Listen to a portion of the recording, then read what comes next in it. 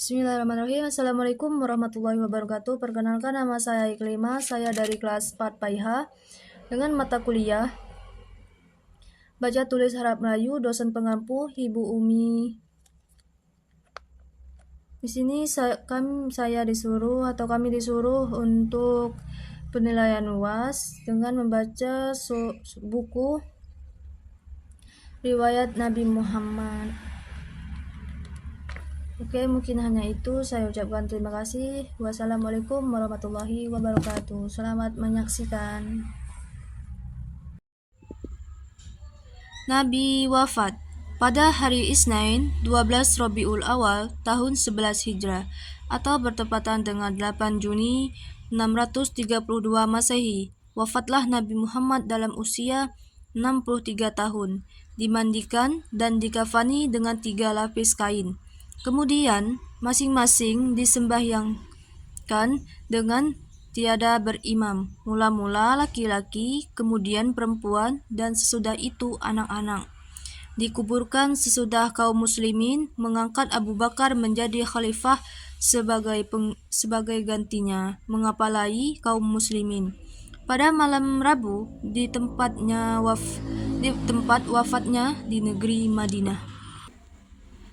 Sifat tubuhnya: warnanya putih kemerah-merahan, kulitnya bercahaya-cahaya, mukanya bundar, dahinya luas, kepalanya besar, hidungnya mancung serta bengkok sedikit, pipinya halus dan sedang, bulu matanya lebat, biji matanya besar dan mudar, hitam matanya luas, serta amat hitamnya.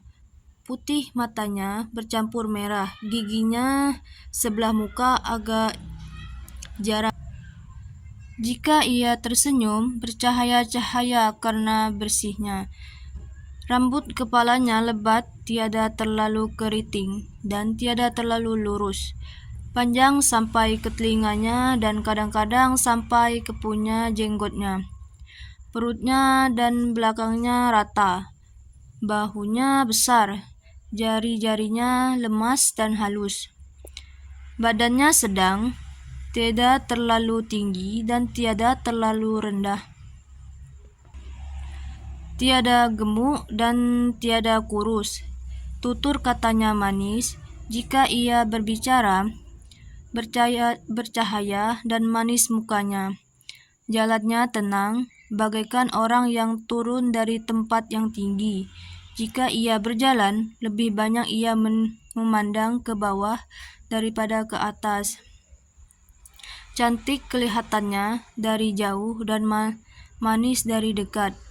Abu Hurairah berkata, tiada pernah saya melihat orang yang lebih cantik daripada Rasulullah. Istri-istrinya. Istri Nabi berjumlah 11 orang. Yang pertama, Khadijah anak Khuwailid. Yang kedua, Saudah anak Zam'ah. Yang ketiga, Aisyah anak Abu Bakar. Yang keempat, Hafsah anak Umar. Dan kelima, Hindun atau Ummu Salamah anak Abu Umayyad. Yang keenam, Ramlah Ummu Habibah atau Ummu Habibah anak Abu Sufyan. Yang ketujuh, Zainab anak Jahsy. Yang kedelapan, Zainab anak Huzaimah. Yang kesembilan, Maimunah anak Harsyil Hilaliyah. Yang ke-10, Juwairiyah anak Haris. Yang ke-11, Sofiyah anak Huyai. Nabi wafat meninggalkan 9 orang istri. Khadijah dan Zainab anak Huzaimah meninggal ketika Nabi masih hidup. Istri Nabi yang tersebut dinamakan Ummul Mukminin, artinya ibu orang-orang mukmin. Mereka banyak menolong penyiaran agama Islam di kalangan kaum ibu.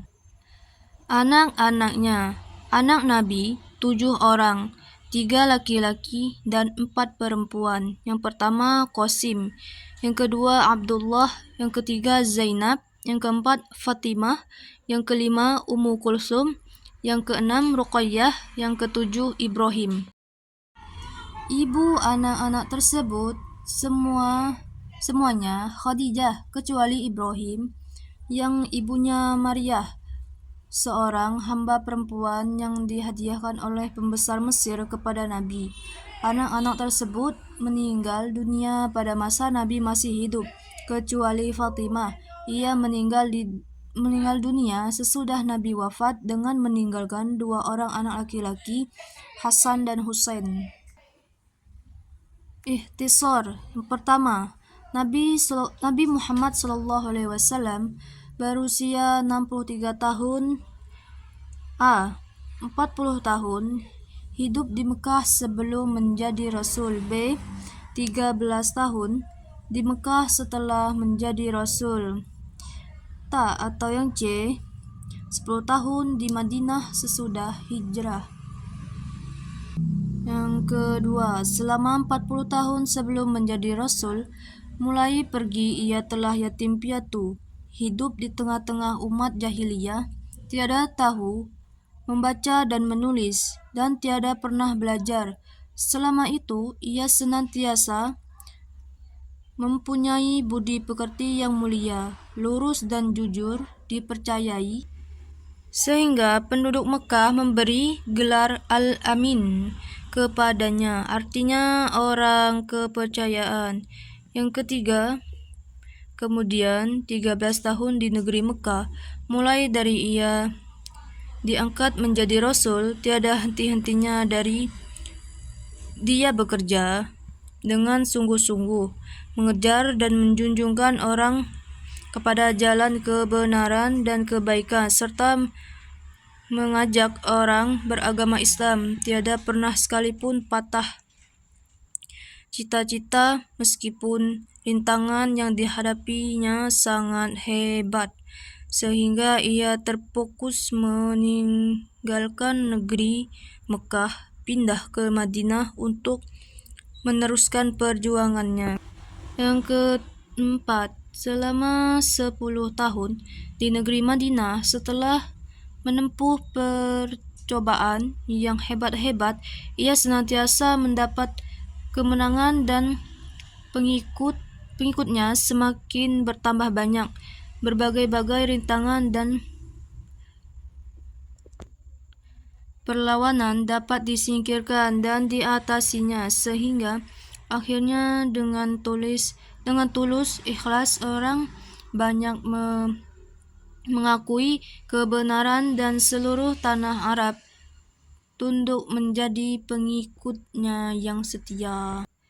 Hasil usahanya. Selama wafat ia telah dapat menghasilkan, yang pertama, mengubah suatu masyarakat yang rusak menjadi masyarakat yang tutur baik.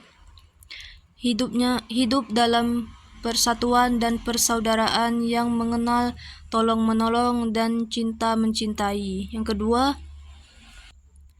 mengembangkan suatu agama yang suci dan sempurna, sesuai